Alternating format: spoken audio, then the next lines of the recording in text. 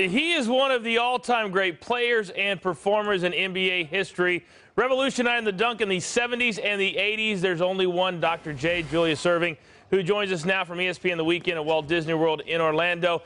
Now, Mr. Erving, you made the dunk contest what it was. Blake Griffin, known as a poster child now, just won the dunk contest. What is your take on the new hottest thing in the NBA? Well, I'll tell you, Blake is a phenomenal dunker, very creative. He's got tremendous hops, and not only does he dunk well in the dunk contest, he dunks on people during games, and I think that's the standard because he has the players' respect. When they see him coming, you know, they either try to challenge him and take him out of the air, or they just get the heck out of the way.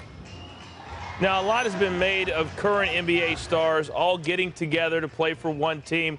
Do you think this is a good or a bad thing for the NBA? Well, you know, collusion is one thing, cooperation is another.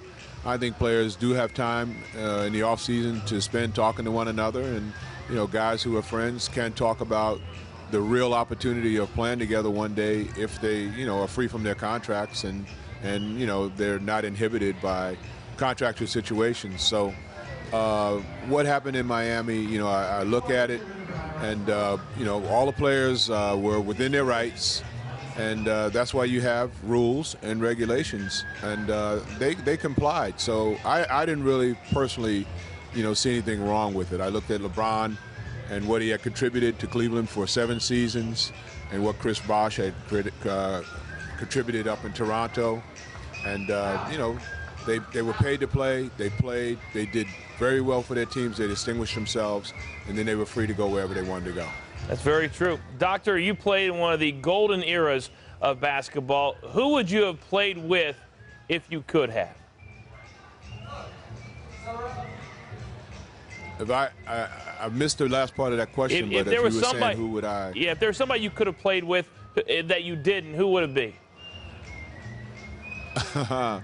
Well, you know, I did have a chance to play with Kareem Abdul-Jabbar, but I was probably too young and stupid to go ahead and accept the contract situation in Milwaukee. Even though a contract wasn't presented, Wayne Embry was definitely trying to recruit me. And if I was smart enough at that time, I might have gone and, you know, just kind of stayed in his shadow as a teammate as opposed to being in his shadow as an opponent. So that probably was something I would look back on and maybe do differently.